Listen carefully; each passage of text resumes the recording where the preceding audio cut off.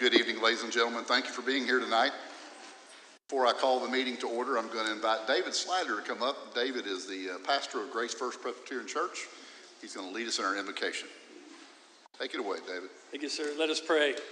Gracious God, we thank you for this day. We thank you for this night in which we will honor not only FFA members, but an officer, Dave Jones. And so, God, we just pray that you would just bless this time. God, we ask that you would continue to guide this council as they lead this city and this community of Weatherford. May we continue to grow. May we continue to be example community for the surrounding areas. God, we thank you for this day. We do pray for all first responders and that we keep them safe during this time of heat, and for those who are less fortunate to have a house, God, we just pray that for safety for them. And we ask all these things in Christ's name. Amen. Amen. David, thank you again, sir, for being here and willing to serve your community. It is 6:02 p.m. I'm going to call the meeting to order and announce we do have a quorum present. Please let the record reflect that Councilmember Tiskus is running behind. Well, he'll be here shortly. We'll note that in the minutes when he begins to participate in the meeting. Item 3 on the agenda is pledges of allegiance to the United States and Texas flags, be led by Mayor Pro Tem Zach Smith. Please join me.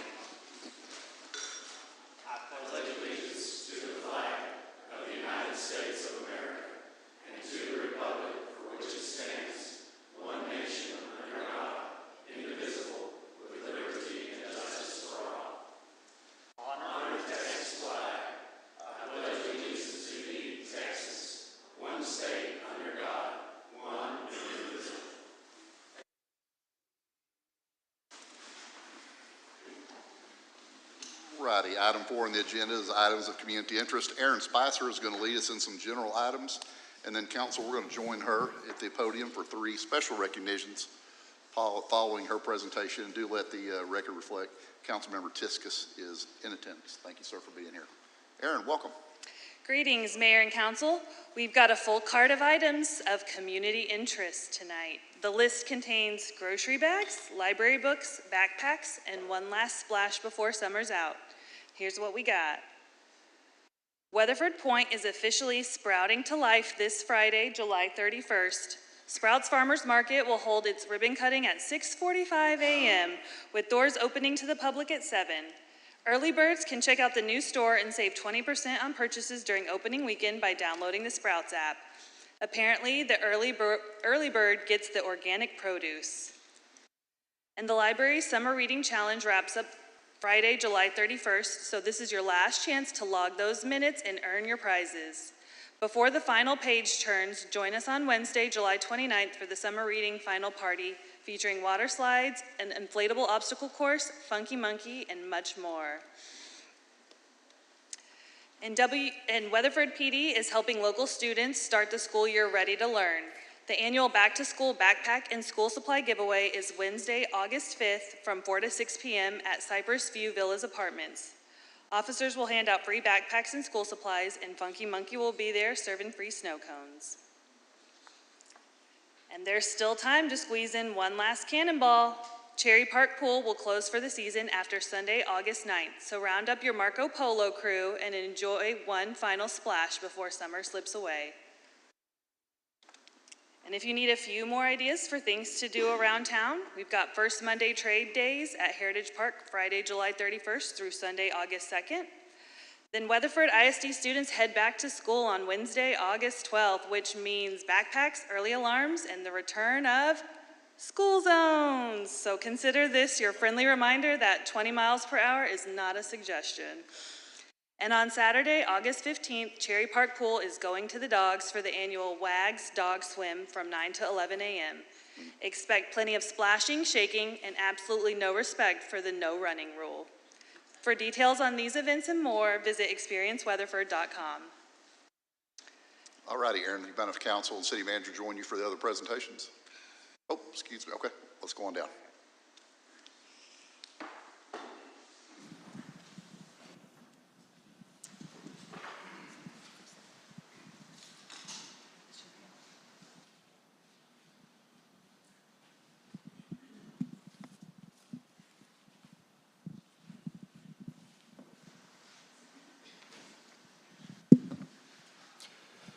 Mayor and council, it's my honor to present Devin Jones on behalf of the Weatherford Police Department, to present Devin Jones tonight for recognition.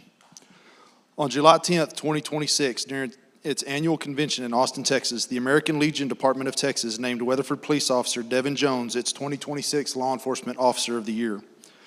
This is a significant statewide honor recognizing exceptional service, professional achievement, community involvement, and a commitment to duty that exceeds the normal expectations of the position.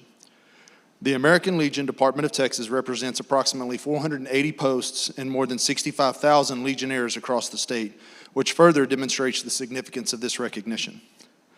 Officer Jones was nominated for this award by the Parker County American Legion Post 163 here in Weatherford, Texas, and we want to thank the members of that post for submitting his nomination and for their continued support of our department. We value our relationship with Post 163 and appreciate the important role its members play in supporting veterans, public safety, and the broader Weatherford community. Their recognition of Devin makes this honor even more meaningful, and we are grateful for their continued partnership. As one of our department's canine officers, Devin serves alongside his partner, Draco. Together, they provide an important service to our officers and our community, and their work requires a high level of training, trust, discipline, and commitment. Devin's selection for the statewide award says a great deal about the quality of his work and the way he represents our department. He serves with professionalism, humility, and a genuine commitment to building a strong community. Awards such as this are not why our officers do the job, but they provide an opportunity to recognize someone whose service has made a meaningful difference. On behalf of the entire department, we would like to congratulate Officer Jones on being named the 2026 American Legion Department of Texas Law Enforcement Officer of the Year.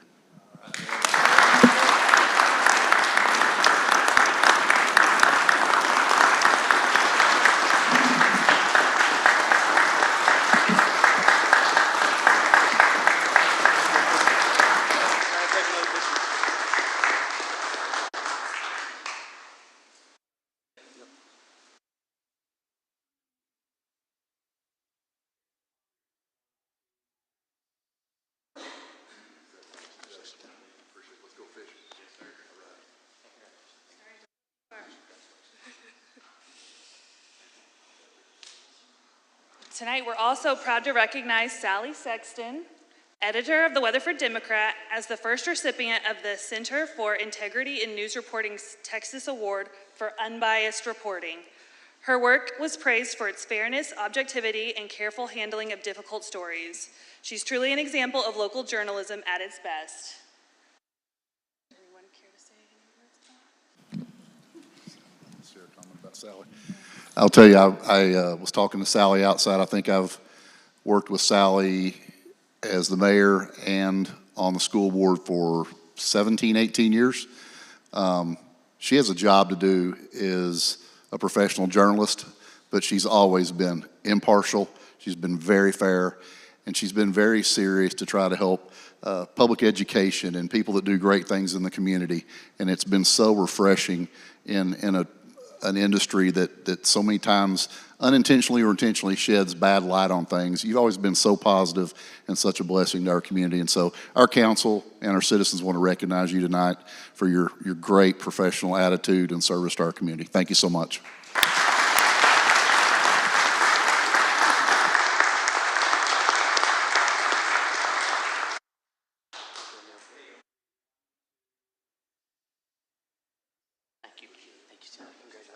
Isn't it funny that somebody that puts everybody in the paper for their career hates the notoriety?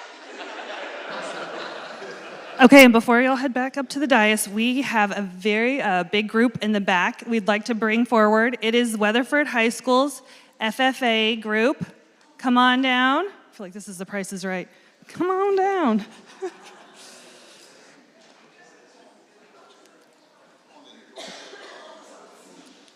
So this FFA team was recently at state and had 13 of their 14 projects placed among the top 3 in the state of Texas, including 6 state champions advancing to national judging. So big congratulations to our FFA team. Let me get out of there. Okay, yes.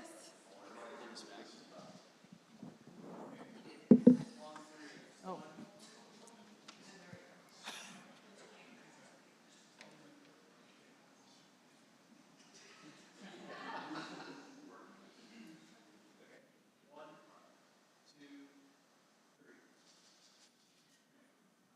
Okay, and just before they head back, just wanted to remind people that they were recently at a state competition, and they had an outstanding showing. 13 of their 14 projects placed among the top 3 in the state, and 6 state champions are advancing to the national level. So this team is outstanding, top, as far as I'm concerned, top in the state of Texas. But that's outstanding for...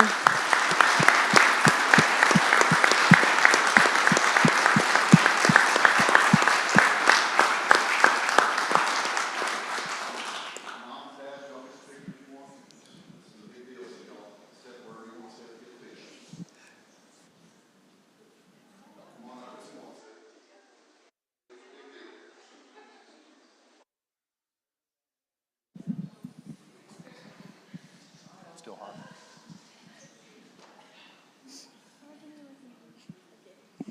One more round of applause for these great, great FFA kids. Thank y'all so much. Y'all can go back out that way if you want to. Also, while I have your attention, I want to recognize our new superintendent of schools here, Dr. Sean Scott. Dr. Scott, would you please stand and be recognized?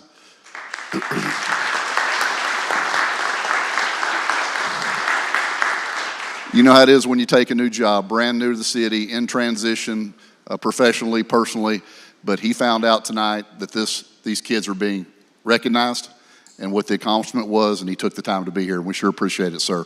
Looking forward to great things from you and your team.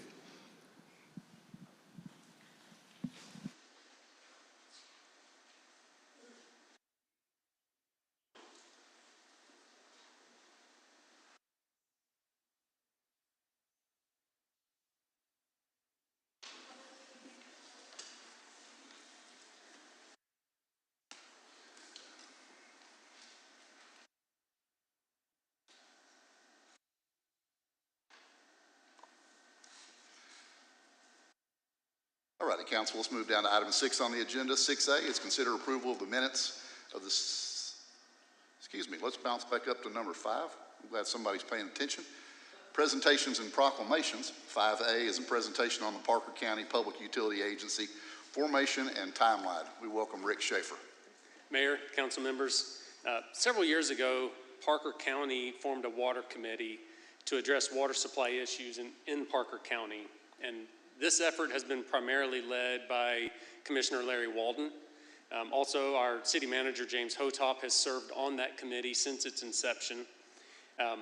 The recommendation from that committee has been to form a public utility agency, or a PUA.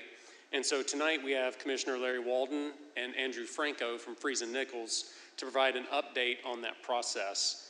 I do want to point out 2 things. One, there will be a similar presentation made to the utility board this week on Thursday. And also, we are not requesting council to take any action tonight. However, we do anticipate bringing this item back to the council either in August or September for consideration. So with that, Mr. Walden. Welcome, Commissioner Walden. You just thought I was going to have to make you wait a little bit longer. I'm sorry for that. It's fine. Thank you for the opportunity to be here. To everybody that's here, it's hard to follow the Blue Jackets, but what a good-looking group. Yeah, I'm Commissioner Larry Walden, Parker County Precinct 3, and I very rarely take credit for things, but I'm going to take credit for this because this is my initiative. We had a committee to distribute the ARPA funding. And at the end of that, we had a little bit of money left, and I said, well, we need to turn this into our water committee. And so we call it Hydrology 2050. We've been working for about 3 years, go through some rough times, and finally get things figured out. But aside from city manager, Rick's also been a member, Rick Schaefer, but we've got 3 sitting right back here. Ken Davis, Richard Heiser, Joe Wilkinson. They also are members of our committee, and we're Tough crew, Commissioner. We're proud to have them here. They're not the only ones. There are others, probably some back in the back that I'm missing. They're doing their community service hours. That's why you got them on the committee. Can't comment on that, neither confirm nor deny. However, I'll tell you that there's a great need for water projects in Parker County. Yeah. And as I tell every group that we speak to, no one else is working on this. No one else. And you look at a map, and Andrew will show you the map in a little bit of the areas in Parker County that are living off of well water, and it'll be quite surprising, and you'll see it's through the entire county. So we'll hit some highlights with you. Andrew Franco with Friesen Nichols is here. He's going to run through some slides very quickly, and we'll try to finish back up and talk about some things at the end. But appreciate the opportunity to be here this evening, so thank y'all. Andrew? Welcome, Andrew. Thanks for being here, sir. Absolutely. Thank you, Commissioner. Yes, and thank y'all for having us here this evening. So yeah, we'll talk about real quick. I'll just provide a quick overview of, kind of the background. How did we get to this moment? What are we trying to accomplish with this water supply initiative and developing the public utility agency? So as Commissioner said, there's a lot of groundwater wells in Parker County, and this chart just kind of shows over the last 20 plus years how many registered wells have been drilled in Parker County. You can see the number, well over 15,000 wells, which is more than double than any other county in the state of Texas and then it just starts to drop off quite considerably. And so there's a lot of stress, a lot of need that is pulling on the groundwater aquifers on a daily basis. Some of the data that's been collected over those years is telling us that on average, wells are having to be drilled deeper. And at the same time, while we're having to drill deeper wells, we're also getting less out of them.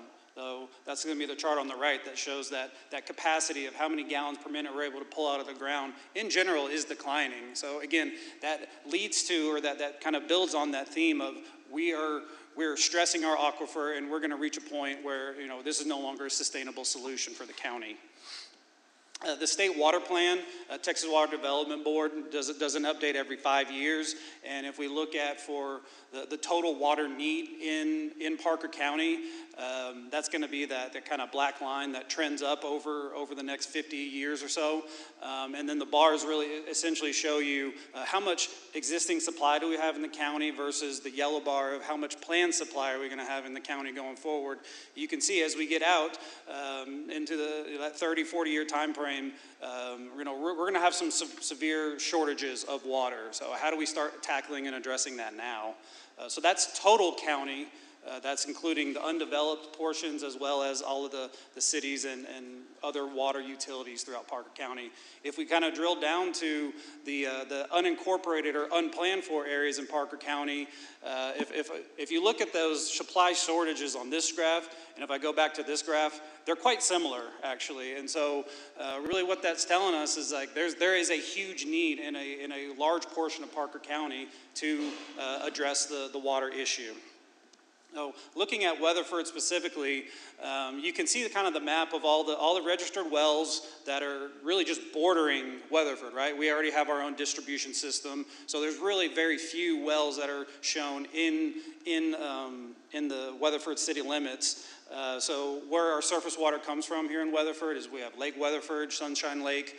A portion of it comes from reclaimed water, and we're purchasing from Tarrant Regional Water District. Those are all the different sources of supply that are used here in the city of Weatherford. And so really what that builds us to is what is the overall goal that we're trying to address? It's developing short and long-term solutions to address the water needs. That's really why we're here today to talk about. So the water study overview, the whole process that we've been going through over the last year and a half essentially is to look at or evaluate the option of going from the water district route or the public utility agency route. Obviously you've heard that we're looking at this public utility agency route. We're looking at those 50-year demand needs for the whole county. So average day tells us how much supply we need. Maximum day tells us a lot of the infrastructure that's going to be required in order to help provide service going forward. So looking at addressing the supply issues, meeting with potential providers. We've had meetings with Tarrant Regional Water District, Brazos River Authority. Those are the two main players from a surface water standpoint that we've been talking to at the moment and trying to see what alternatives or what options are going to be available to Parker County. There's been a big public engagement effort. Last year we had a water symposium. for Parker County to bring people in to educate them on all things water-related issues. Spoiler alert, we're having a second one this November, so we're going to be sending out a lot of information. We're going to publish that on our website, as well as, get the word out to folks who are interested in, hearing, listening, and wanting to be a part of the solution.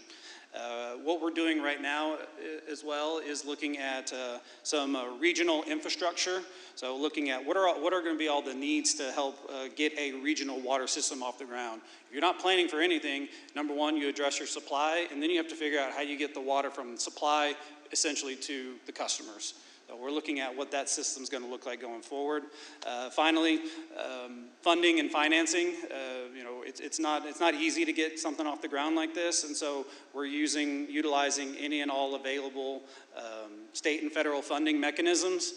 We're currently working with Congressman Goldman's office on a state appropriation for fiscal year 2027 that we'll use as a kind of a jump starter to get the agency up and running. So, what are some of the things that we're looking at? Why do you want to have a regional entity for addressing these issues?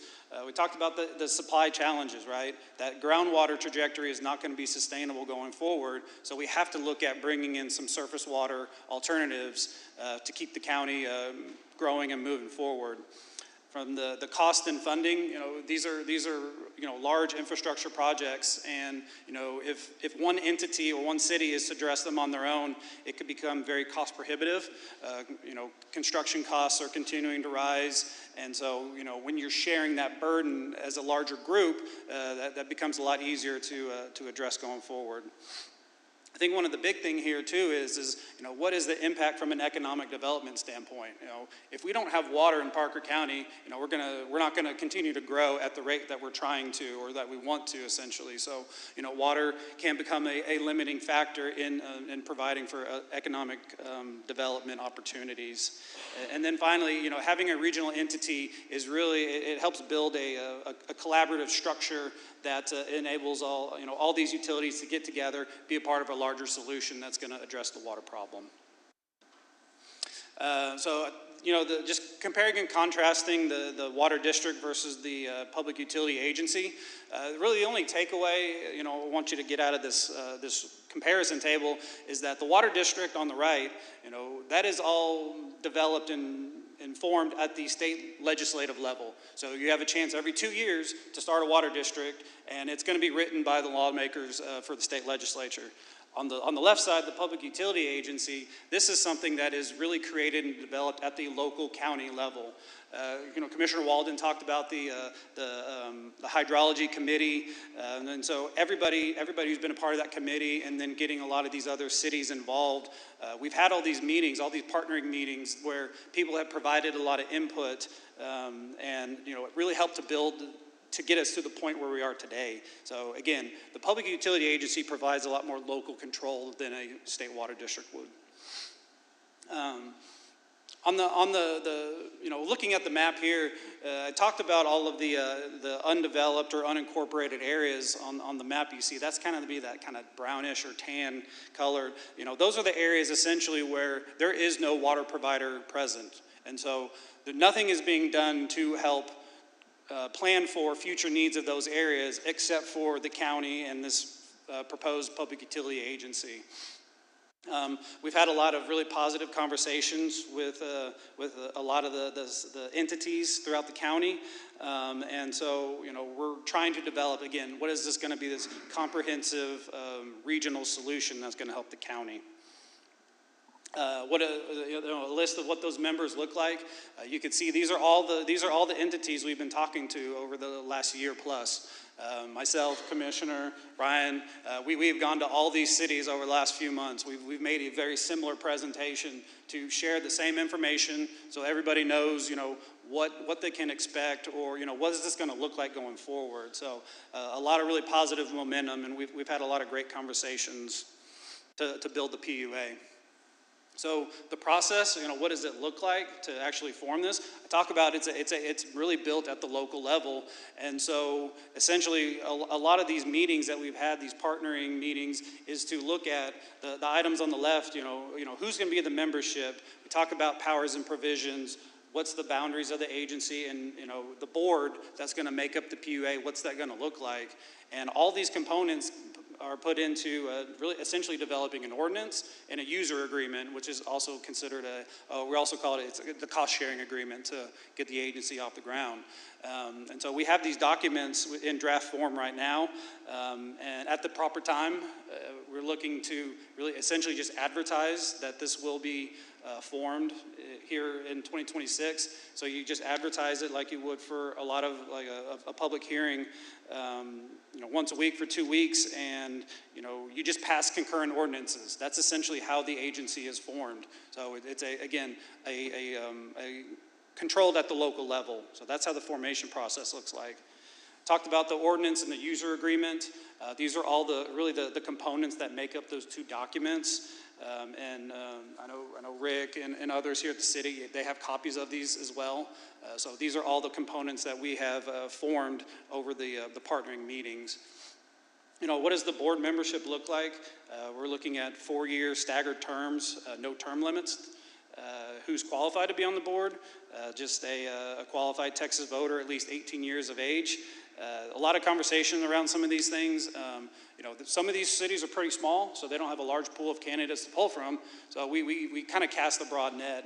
And one of the things, you know, I like to say is, you know, members are going to appoint a board member. So, you know, it's their responsibility to identify who's going to be the right person to represent their entity on the board that's going to, you know, make the best decisions in the interest of bringing water to Parker County.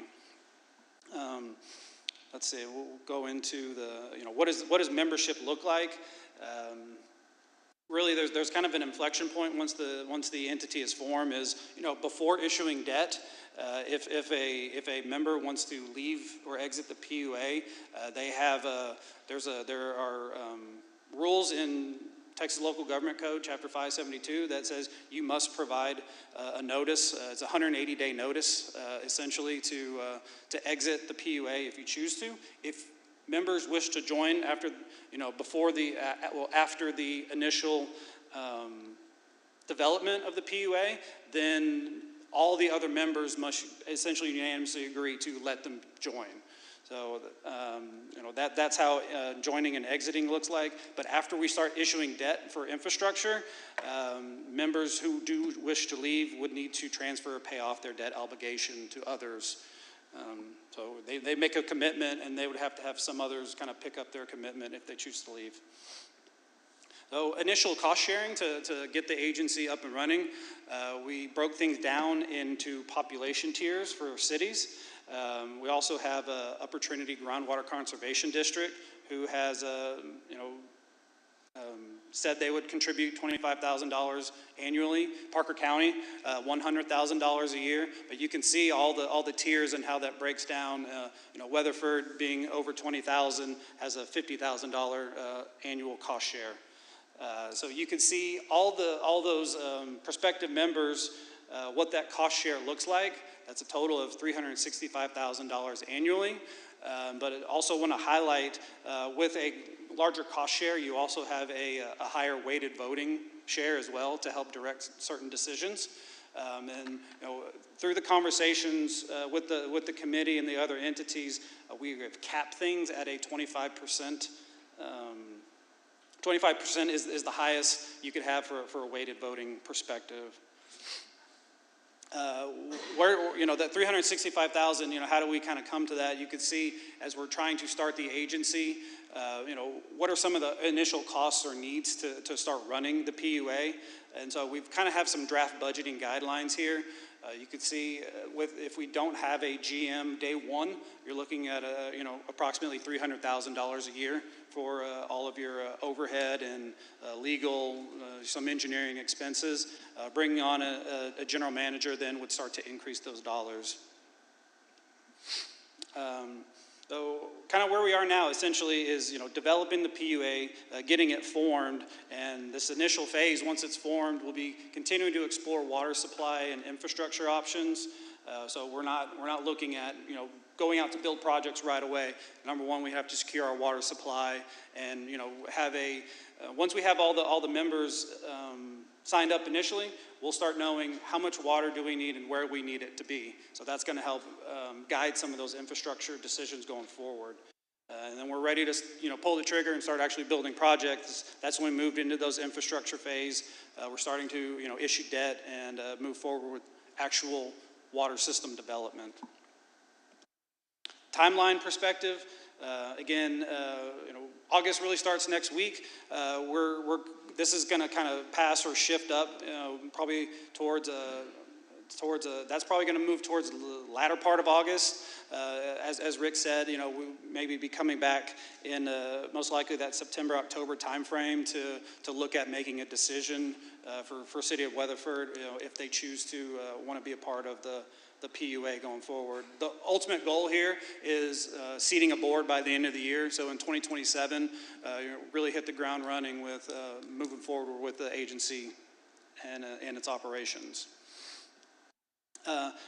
Lastly, just kind of summing things up, the PUA, really what it does is it helps create that regional entity that when we get to applying for state and federal funding, being a regional entity is going to score well. It's going to help make us more eligible for having more funding options available to us. There are some provisions that Texas Water Development Board has that allows for new entities like this to have a delayed or deferred payback. Again, those are mechanisms that are in place to, again, help these groups get off the ground. Again, the PUA provides that local representation. This is a step towards, again, this kind of long-term growth and development of the county as a whole. With kind of Weatherford being right in the middle, they will certainly benefit from having a larger growth throughout Parker County. I'll wrap it up with questions. Just say, if y'all do have questions after tonight, we have a mailbox, we have a website that has a lot of information as well. So happy to take anything y'all have tonight. 2 or 3 points before we finish up. Nobody else is working on the lack of water in Parker County with this group. Nobody. So we're the ones. Secondly, we didn't form this committee to study a problem. We formed this committee to take action and to get things done. And so we're not here. We have people that are, I'll tell you, the best and the brightest. And I'm looking at them, I'm looking at them over here, back here. And so we're not looking for identifying the problem. We're looking for the solutions, and we will find them wherever it comes from. But appreciate the opportunity to be here tonight. Lots of information in a hurry. You've got it. Ask questions later because I know y'all are busy tonight. But we're more than happy to answer those. They'll be answered now or later, whichever you wish. But I do have a question. Does anybody else have one? Mr. Hotop, do you have a point you're going to make? Oh, is it all right? Yeah, absolutely. Yeah, Go ahead. just a few things. Obviously, water is a very complex issue that we always try to simplify. Water supply projects are decades in the making. And so appreciate y'all coming and having a discussion with us and everyone. I know, Larry, you've been a champion this for since the start, right?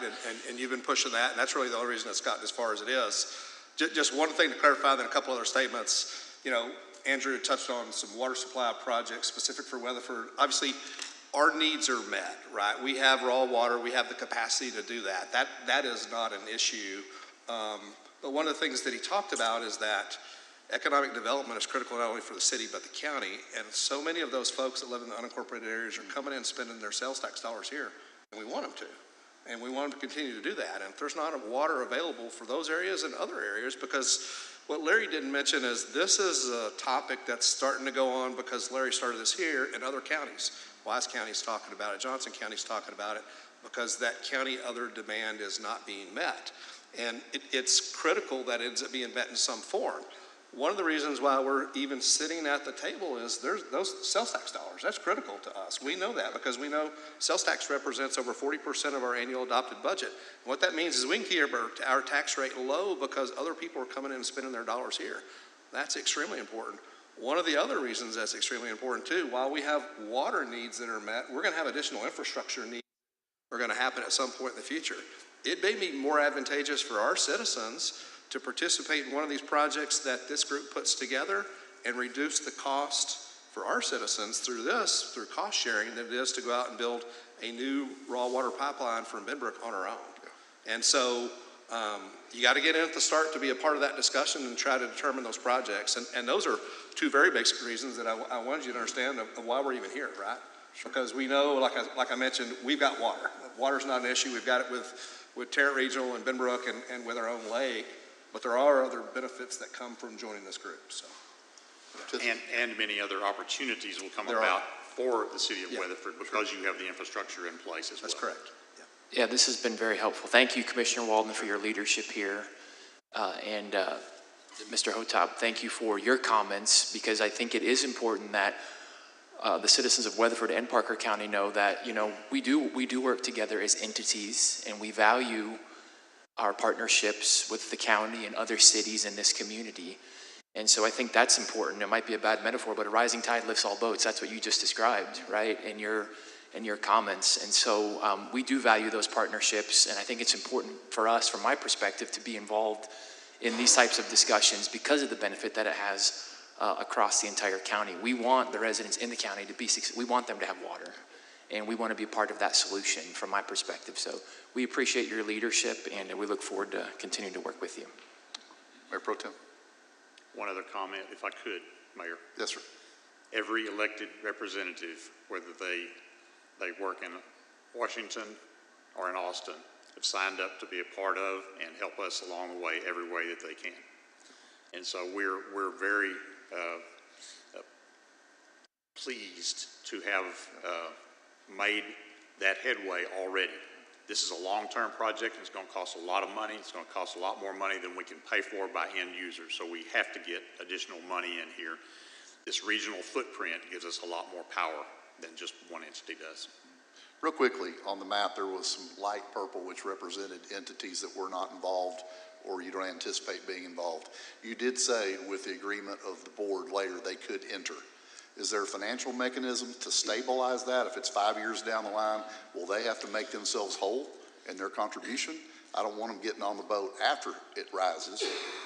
Good question, perfect question. I want to tell you that everything that Andrew talked about there was discussed in great detail in a series of meetings with attorneys, with everybody's input. And yes, the answer to your question is yes. Before anybody else can become a member, that would require a 100% vote, a unanimous vote from all the members, first of all. And secondly, at every other entity that's in the state that does this, the cost is different for those who are original members from those that come along later. Very well, sir. And so the answer is yes. Some of the decisions I have to say that will be made by the board members after the fact, but this will be set in stone. Yes, sir. Appreciate it. I think the overall intention is to incentivize early adoption versus coming in later on. Everybody wants to be a part of the garden has when the to be. tomatoes are ready to be picked, right? Yes, sir. And on behalf of our taxpayers, if we decide to participate, I want to make sure that not only we are part of a successful project, but that other people are paying their own way. Correct. All righty. Anybody else comments or questions? Really great presentation, gentlemen. Thank y'all for coming up. And I know you'll be back Thursday for our municipal utility board meeting too. Thank you for the opportunity to speak. Again, if you have questions, don't hesitate. Appreciate it. Thank you. Thank y'all. All righty. Now let's shift down to item 6 on the agenda, which is approval of the minutes. 6A, consider approval of the minutes of the city council meeting held July 14th, 2026. Any discussion on this item? Appears we have a motion for approval by Luke Williams. Is there a second? Matt Tiskus provides that. Questions, conversations, or corrections on the minutes? Hearing none, let's vote on them. Please indicate yea or nay on your touch screens. And the minutes pass. We'll shift down to item 7, which is consent agenda items. Council, we have items 7A through 7E. We can entertain those as a body or hear them individually. What is your pleasure? Consent agenda.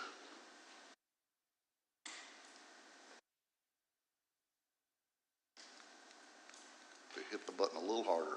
Saw it pop on and pop off. Mayor Pro Tem Zach Smith, is that for approval, sir? As a body. All righty. Rod White provided the second for the body.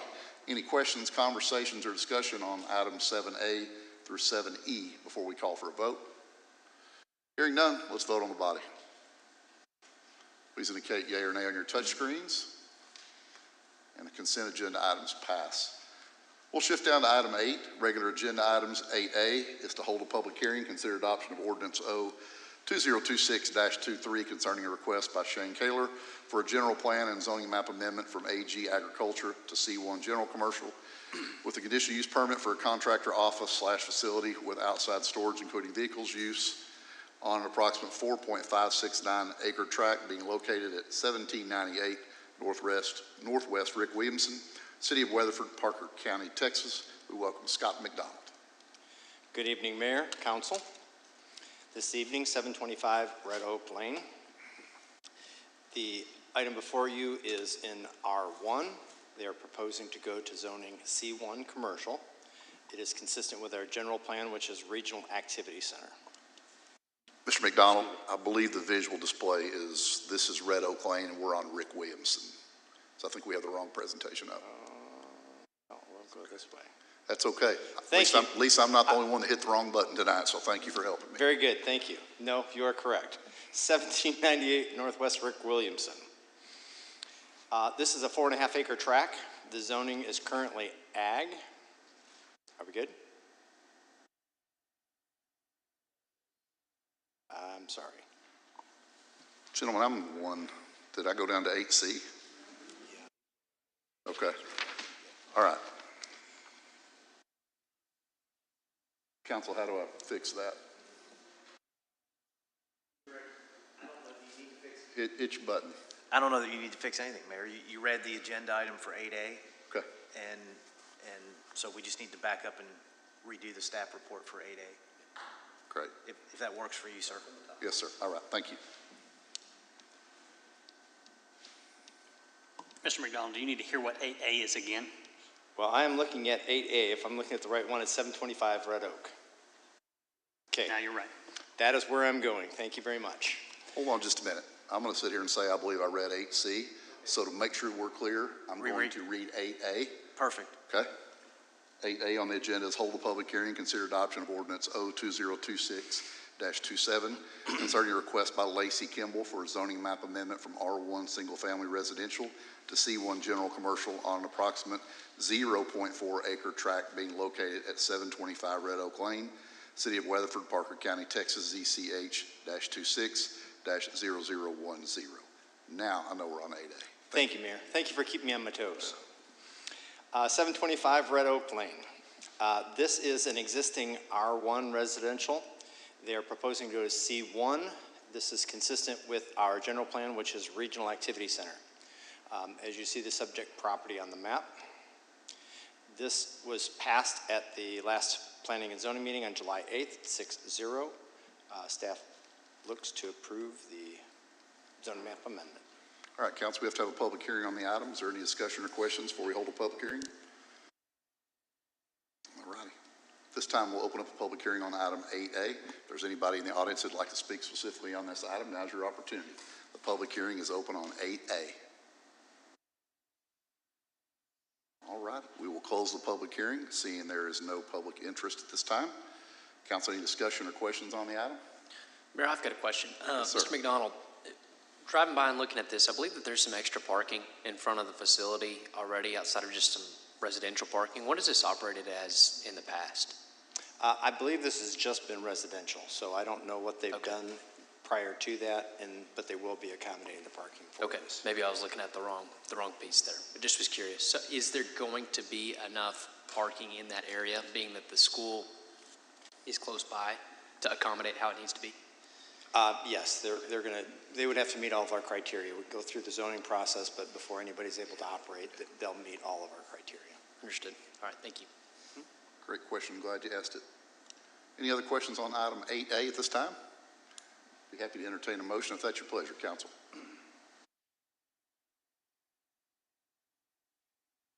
Motion for approval is presented by Matt Tiskus. Is there a second on the item? Rod White provides the second. Council, any questions or conversations on 8A before we call for a vote? Hearing none, let's vote on 8A. Please indicate yea or nay on your touch screens. That item passes. We'll shift down to 8B, which is hold a public hearing and consider adoption of ordinance O-2026-28 concerning a request by Matt Martin for a zoning map amendment from R2 two-family residential to CN, central neighborhood on approximate 0.23 acre tract being located at 313 South Elm Street, City of Weatherford, Parker County, Texas, ZCH-26-0011. Welcome back, sir. Thank you, Mayor. Council, 313 South Elm. This is currently zoned as two-family residential, or R2. It is proposed to go to central neighborhood, or CN zoning. This is consistent with our general plan, which is suburban living. As you see the subject property, it is adjacent to both in that zoning. At the July 8th regularly scheduled meeting, P&Z supported this 6-0. The options for you are to approve the zoning map amendment or disapprove. All righty, council, we do require to hold a public hearing on the item. If it's okay, let's go ahead and have that public hearing. We'll open the public hearing this time on item 8B. If there's anybody who'd like to speak specifically on this item, now's your opportunity. Public hearing is open, 8B. Seeing no takers, we will close the public hearing on this item. Council, any questions or conversations on it? Entertain a motion if that's your pleasure. Luke Williams makes a motion for approval as presented. Second provided by Rod White. Thank you, gentlemen. Any questions or conversations on 8B before we call for a vote? Let's vote on it. Please indicate yea or nay on your touch screens. And that passes. Now this will sound familiar. 8C, hold a public hearing, consider adoption of ordinance O-2026-23 concerning a request by Shane Kaler for a general plan and zoning map amendment from AG Agriculture to C1 General Commercial with conditional use permit for a contractor office/facility with outside storage, including vehicles use on an approximate 4.569 acre tract being located at 1798 Northwest Rick Williamson, City of Weatherford, Parker County, Texas, ZCH-26-0008 and CUP-26-0005. Welcome back, sir. Mayor, council, this particular property, 1798 Rick Williamson. This may look familiar to some of you. This particular property, a 4.5 acre tract, was originally going to be a church, so there's a building that's existing in place. The current zoning on that property is split with ag and commercial. The general plan calls for estate residential. So the proposed zoning would be C1, and it would also require a general plan amendment to community commercial. The proposed site plan, as you see here, reflects the existing building, will be the drive and parking, along with some additional storage in the back, which would be screened, as well as some screening on the rear, as well as some additional landscape and buffering to the adjacent properties. The elevations for the building, very similar to what it is today, with the exception that the applicant will be installing some items to create some architectural diversity to the building, so they'll have some awnings over the doors and a little bit more character to the building than what it has today. The P&Z voted 6-0 to pass this item in July the 8th. Options for you today are to approve the zoning map amendment, general plan amendment, and a conditional use permit. Your other option is to disapprove. I'll stand for any questions. Thank you, sir. Council, we are required to have a public hearing on the item. If you're okay, if we have that now, we'll go ahead and open the public hearing on item 8C. If there's anybody in this item who would like to speak specifically on it, now's your opportunity. 8C, public hearing is open. Seeing no one, we will close the public hearing on item 8C. Council, questions, conversations, or I'll be happy to entertain a motion. Mayor Pro Tem Smith makes a motion for approval as presented. All right, second provided by Matt Tiskus. Questions or conversations before we call for a vote? 8C. Let's vote on it. Please indicate yea or nay on your touch screens, and that item does pass. We'll shift down to 8D, which is hold a public hearing and consider adoption of ordinance O-2026-26 concerning a request by Tony Aaron for a conditional use permit to allow an electronic message center, EMC, freestanding monument sign within the Central Business District on an approximate 0.7 acre tract being located at 122 Fort Worth Highway, City of Weatherford, Parker County, Texas, CUP-26-0006. Welcome back, Mr. McDonald. Mayor, Council, thank you very much. 122 Fort Worth Highway, the conditional use permit for a electronic message center. This will be a freestanding monument sign which will be replacing an existing sign which is in place. The current zoning is the Central Business District, the general plan historic downtown. Just for context, the existing signs within the Central Business District are coded here on the map that you see. So we have 3 EMCs currently, which are highlighted in red, which one to the south, one to the east, one to the west, as well as we have 10 monument signs and 13 existing pole signs. Again, this particular sign will be replacing the existing sign that is there today. The existing sign that's there now is roughly 18 feet to the kind of top mast, and then their logo is another 3 feet above that and a little bit wider. So this monument sign may be greater in mass, it'll be shorter in height as well as in width. But this is a electronic message center which they elect to use just to be able to put community announcements and just items of community interest within that sign. And it will be a monument sign which will meet our standards. At the July 8th P&Z meeting, the Planning and Zoning Commission approved this 6-0. The options for you today are to approve or deny the conditional use permit. All right, Council, we're going to have a public hearing on this. You did go through some data on the size of the sign quickly, and I think you related that to the existing sign. To the existing Can you run through that one more time a little slower? Yes, absolutely. Thank you. So the existing sign, I just have this one up for reference. The existing sign is roughly 18 feet to the top mast. There's an arm that goes across, and above that they have a logo which is another 3 feet. So it's just about 21 feet overall in height, and it's about 12 feet in width. Okay. Less mass. It's a taller, wider sign with less area. The monument sign will have greater mass, but it'll be shorter in height and narrower in width than what the existing sign is today. We are going down in height. Down in height, okay. Correct. Okay, great. Any other questions before we have a public hearing?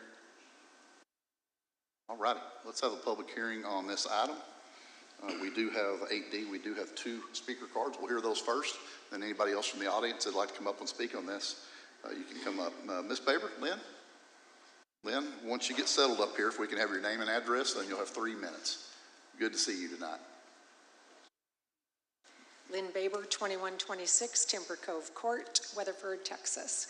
Don't have a lot to say, just as far as the sign itself, it is going to become, instead of a tall window, it's going to be a shorter door because it's solid. But that's not really the main point I just wanted to say. And that is just to question how appropriate this is in the historic downtown, since I'm assuming it's going to be lit and changing 24/7. It just seems that it might be a very odd addition to you come off the square, this is what you're going to see, and it just seems kind of a strange choice for that location. Appreciate you coming forward tonight. Thank you so much for being here. Carrie Davis. Carrie? Thank you for being here, Carrie, and thanks for your patience with us. If we can have your name and address for the record, you'll have 3 minutes, sir. Yes, Kerry Davis, 583 Inspiration Point Road, Mineral Wells, Texas. And Mayor and Council, appreciate the opportunity and the wonderful city and county that Parker County and Weatherford is, and the business-friendly attitude that y'all continue to support and promote here. In regards to your concern about I realize digital signs, and by the way, I own all digital signs. And Mr. Davis, you're addressing the council. I'm please. sorry. Yes, sir.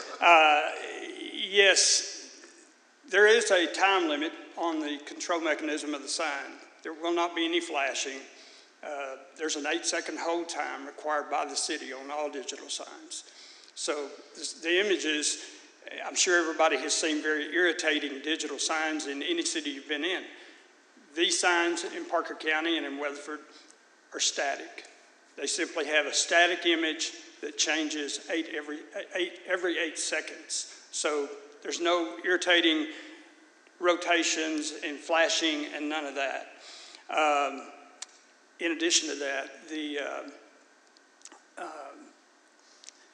we did a little drive-by just to take a look at what was in the CBD.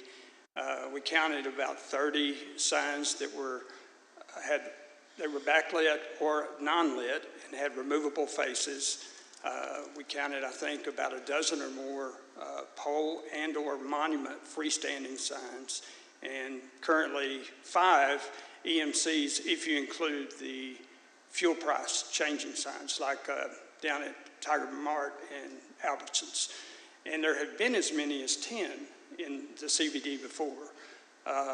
So anyway, we just appreciate the opportunity to work in Weatherford, and I think if the sign is done in good taste, and I know it will be, I think it will not be a nuisance to anybody. It'll simply be a message that every now and then has a different message on it than what you originally see. Thank you. Appreciate you being here, Mr. Davis. Thank you so much. The public hearing is still open on this item. Would anybody else like to come up and speak on item 8D? Public hearing is open. Righty, this time we're going to close the public hearing. Council, let's talk about this. Any thoughts, questions, comments? Mayor Pro Tem. Yes, sir, Mr. Mayor. You know, I share the thoughts really of both the speakers, and I appreciate y'all coming forward and speaking. We have one of these almost directly across the street here at the bank, and there's another one at on taxpayers' property there at the Weatherford Farmers Market. And so that would literally be almost directly across the street from this. It's kind of one of those things, just like your house, right? You may not love exactly what your neighbor does. I don't really think this is great for downtown, especially as we kind of have worked towards keeping that historical look and really worked hard at that over the last 3 or 4 years.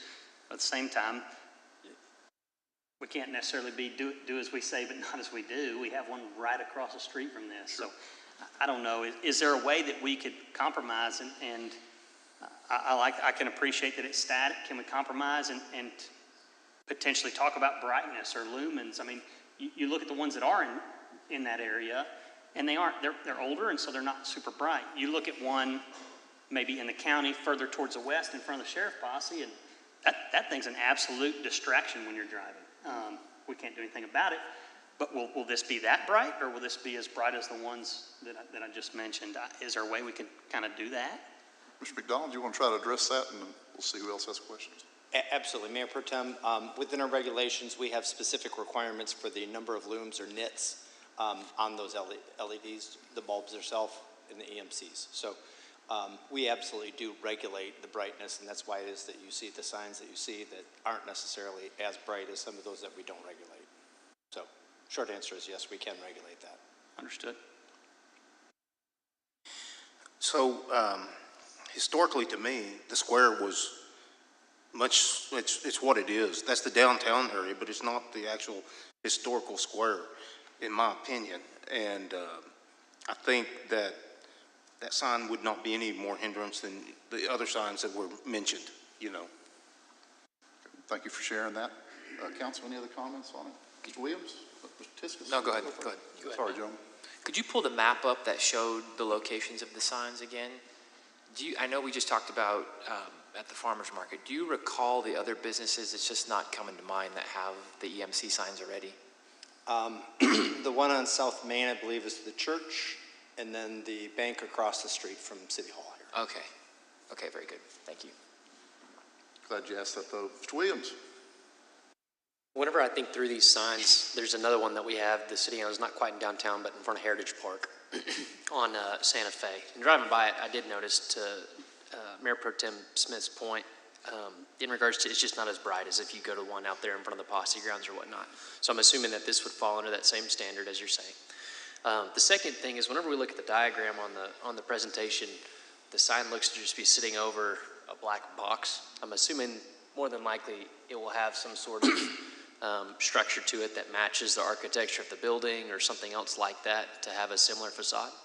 The applicant is here and he can speak directly to that, but yes, absolutely. He intends on that matching more of the building and the motif, so I think even stone on the bottom. So it isn't necessarily going to look like this. This was more the size and scale of what the item was. But again, the applicant's here that can speak to it.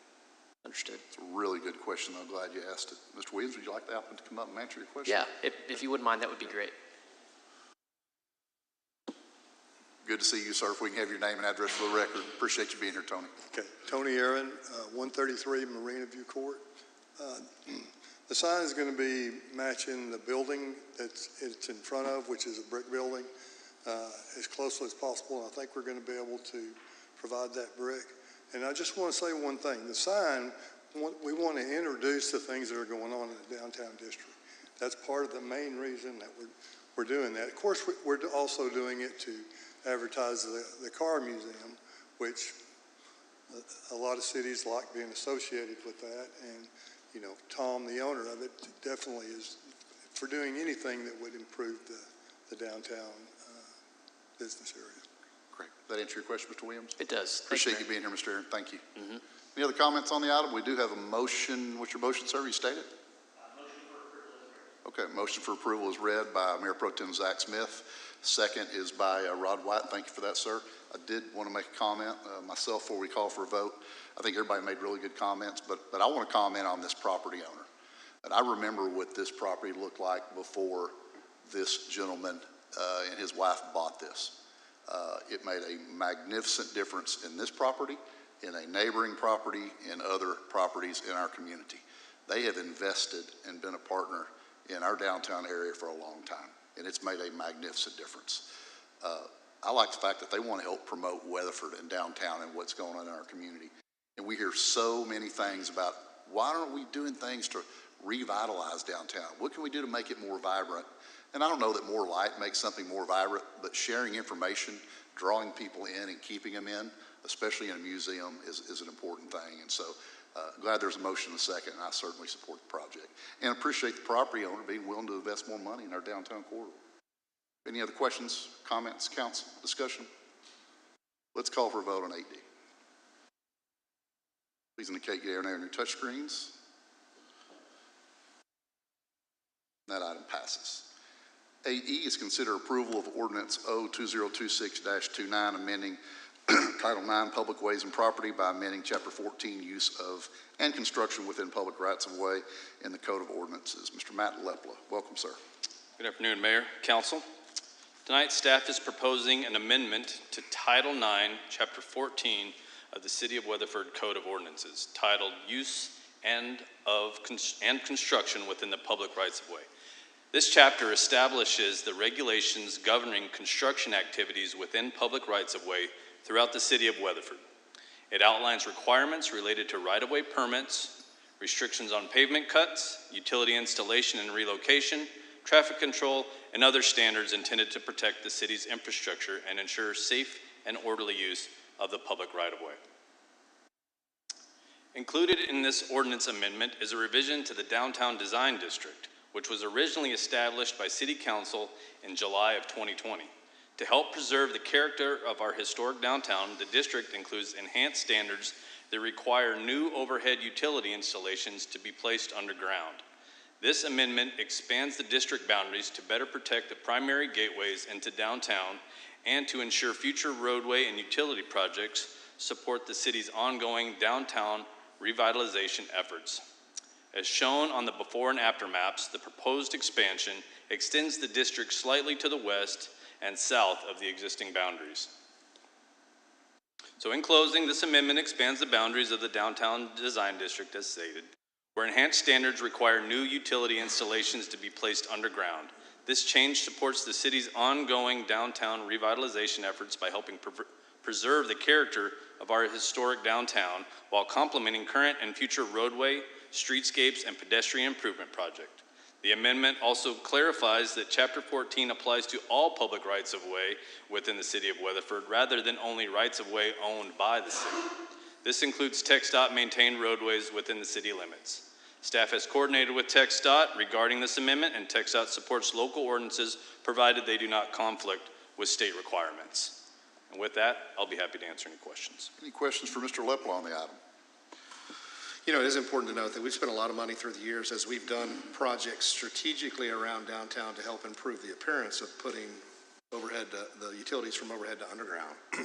And if these changes aren't made, someone else can just come in right behind us after we spend millions of dollars on utility relocations and run an overhead pole line through. And that's what we want to prevent, right? And these are one of the few tools the state grants us that can regulate that. It's just within these historic districts and this downtown district, so, yeah. This is a fantastic ordinance. Will help protect something that we have worked so hard on in the city to get. I remember when I first moved here, all the utilities around the courthouse were all above ground. And then they went into it, and all the projects we've done, the quadrants, we've all done underground. It's just almost eliminated visual pollution completely, and it would be a shame to see that revert back. I just have a quick question for Mr. Lepler or Mr. Hotop. Practically speaking, for homeowners or business owners within the expanded district, is there any implications for them? No, there's none. There's none at all. So great, thank you. Great question. Any others? Council, we can have more discussion, or entertain a motion if that's your pleasure. Mr. Williams, is your motion for approval, sir? I'll make a motion for approval, yes, Mayor. Matt Tiskus has provided a second on that. Thank you, gentlemen, for that. Any questions, comments, or discussion on 8E before we call for a vote? Hearing none, let's vote on it. 8E, please indicate yea or nay when you have the opportunity on your touch screens. And that passes. Now we'll shift down to item 9, which is staff reports. 9A is short-term rental compliance update. Scott McDonald, welcome back. Thank you, Mayor, Council. We haven't been back here in just a few months, so I thought we'd just give you a little update on where we're at with short-term rentals. This project started well over a year ago. The ordinance went into effect mid-year. And where we're at today, we had, the current summary for July. In January, we had 6 permits that were issued. And today we're sitting at 25 active rentals. Actually,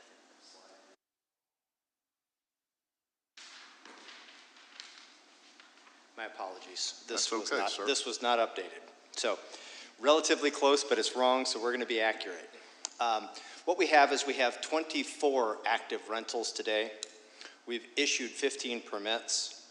We have 6 that we have pending applications that are being issued, and then we have 3 new applications that have started. But again, coming back from a place that we really had only 6 permits that were issued, we are working hard to garner compliance. We are getting into that compliance mode. We have the 25. We anticipate that between the process of these pending applications, which are really just waiting on inspection, and then the 3 new applications that are working, we'll have all of our units that are being advertised actively in compliance. So that is my report. Any questions for Mr. McDonald on the STR report?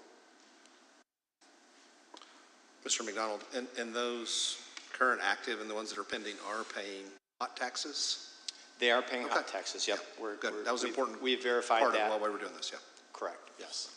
Before we started we adopted the ordinance on STRs. You know, there was, I think, all of us were receiving significant feedback from neighbors and citizens around these properties. It's gone quiet, which tells me that it's done exactly what the citizens wanted it to do, which is who we serve. And I think it's also given us some solid data on the volume and the density of the STRs. And we're also gathering the hot funds, which is dollars that are additional to our city that can only be used for specific things. But we're ensured now that we have the ability to gather those, which we need to do to take care of our taxpayers. So I think it's well done so far and look forward to future updates. Thank you, Mayor. Yep, we're happy to be there and glad that you've set us up for support. You bet. Any other comments on the STR compliance update? I have a question. So who sets the price? Does the property owner set the price? Yes. Okay, and then the hot tax is a percentage of that? Yes, sir. Correct. Okay. Yes, sir. Good question. Anything else on STRs? We appreciate it, sir. Thank you. Thank you. Kept you busy tonight. Council, let's shift down to item 10, which is future agenda items. Do we have any future agenda items, Mr. City Manager? All righty. Item 11 is citizen comments on non-agenda items. If there's anybody here who'd like to speak on any item we've not covered on our agenda this evening, now's your opportunity. Citizen comments on non-agenda items. All righty, Weatherford City. Well, come on up. I'm so sorry. I'm so glad you're here, and I'm glad you... Okay, well, you actually, on non-agenda items, I don't believe that you have to have one, but we're glad you're here. I'm Deborah Betancourt, 1129 Hold on just a minute. South Russ Street. Hold on just a second. Okay. I know you're saying this, but I want to repeat it on the record. If I can have your name and address for the record, and then you'll have 3 minutes, okay? Deborah Betancourt. Thank you. 1129 South Russ Street, Weatherford. Okay. I am here to request that the city of Weatherford bring on more policemen. I was a victim of the recent TikTok attack. I don't know if you are aware of that, where kids were going around. And I hear that one wasn't a kid, he was 21, kicking down people's front doors to the point where the door was laying on the floor, hardware on the floor. Okay, so I called the police. I was terrified. I'm recovering from 4 broken bones in this ankle and a sprained ankle. And I thought they were coming through my house. They were hitting my garage door, and my bedroom is right up against that wall, and I'm in a townhouse right by the college. When I called the police, I was told, oh, it's probably just a firecracker. They just kept... I said, no, I'm telling you, somebody's breaking in. Please send somebody, I'm afraid. I'm sorry, we don't have anybody available to send right now. I said, are you telling me I'm a taxpayer, I'm an invalid, and I'm terrified, and somebody is breaking in my house? Sorry, man, we can't send you anybody. So then I had to, which isn't easy, get up, get myself dressed, and decide how I could best defend myself. Nobody came, except the perpetrators came back again, a second time. Bam, bam, at my garage door. Again, I called, please get me somebody here. I said, it's evident somebody's casing this neighborhood. Somebody's trying to get in my house. Please, please send me somebody. Well, a policeman said they drove by and they didn't see anything. I said, no policeman contacted me. Nobody came to my house. Get me somebody here now, please. Can't you hear this? Do you see anybody? I said, no, I told you that on the first call. I'm in a townhouse. There's no windows. I don't have x-ray vision here. I can't see. Finally, I hear knock, knock, 2 policemen, a young man and a woman, had their hands on their pistols, and they're like, where's the dog? And I'm like, what dog? It's because I have beware of dog signs left over from a renter, another story, on my gate. I'm like, forget the dogs, will you please come in? We have an opportunity maybe to catch them. Please come. So I open the garage door, we go out, I put the garage door back down, and I'm like, oh my gosh, look, it's like somebody's been ramming their car into my garage. They said, oh, so this damage wasn't there before? I said, no, and look at my neighbors, because we have a adjoining firewall. Theirs was even worse, and they are extremely mentally and physically handicapped. Yes, ma'am. I need you to wrap up your comments, ma'am. Okay, so long story short, I'm out already over $2,000 my own personal money that I do not have. I live on Social Security. And I'm asking the city of Weatherford, yes, we have grown, and I do really, and I've lived here all my life. I grew up in Weatherford. Appreciate you coming forward. We need more policemen. Okay. I'd like you to stand by after the meeting, and there'll be a professional staff member that will get with you to get some more information, and we'll certainly look into this matter, okay? And I'm glad you came forward with your concerns tonight, okay? Get us more policemen. Thank you so much. Anybody else for citizen comments on non-agenda items? All righty. Seeing none, the Weatherford City Council stands adjourned at 7:15 p.m. Thank you all for your service.